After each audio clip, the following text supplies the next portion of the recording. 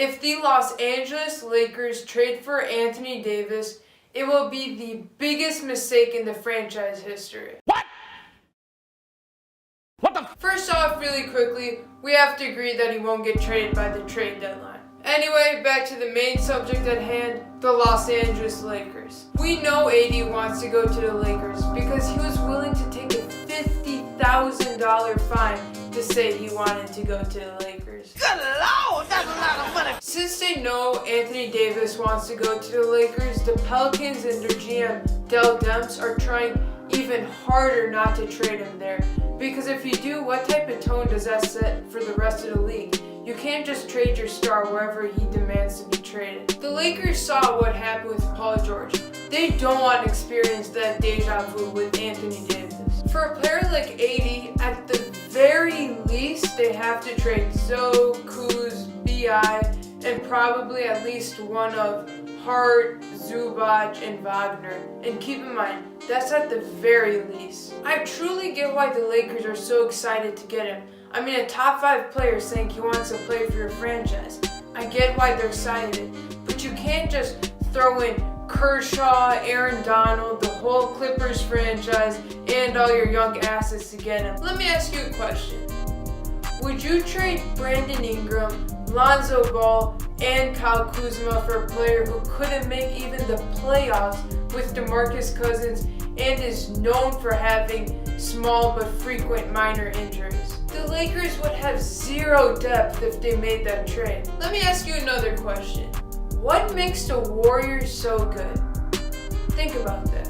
Sure, to an extent, it's because of how good of a shooter Steph is and Clay is, and how KD can take anybody ISO, but it's really because of how many players they have that can go for 40 each night.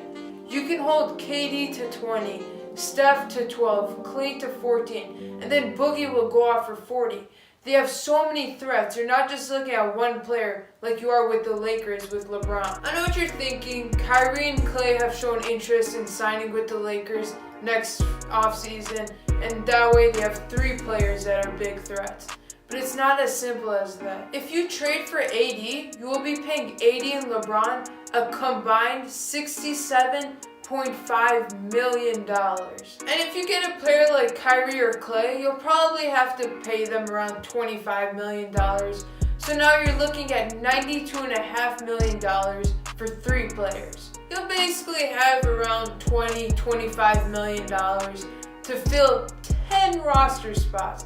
That's nearly all minimum contract. If you get Anthony Davis in free agency, you don't need to sign a 3rd star. Kyle Kuzma will fill that role perfectly as a 3rd star. In summary, the reasons the Lakers shouldn't trade for AD is because the Pelicans aren't budging and they expect an absolute haul. They know AD wants to go to the Lakers, so they're trying even harder not to trade him there. The Lakers would give up all their depth and young pieces, and financially, it just makes 0 sense for them to trade for AD. So far, I made a video saying how the Anthony Davis situation affects the Pelicans. By the way, if you haven't seen that video for some crazy reason, I forgive you. Just click the card over here at the end of the video. And I'm considering making a video breaking down every team's realistic chance and pitch to the Pelicans and GM Dell Demps to get AD. Click on the card right here and vote if you want me to make that video or not. Don't worry, the Kristaps Porzingis video is coming. I know a lot of you are probably going to ask about that. It should be out in probably 2 days. Thanks for watching, subscribe, hit the notification button, all that good stuff, and I'll see you guys next time.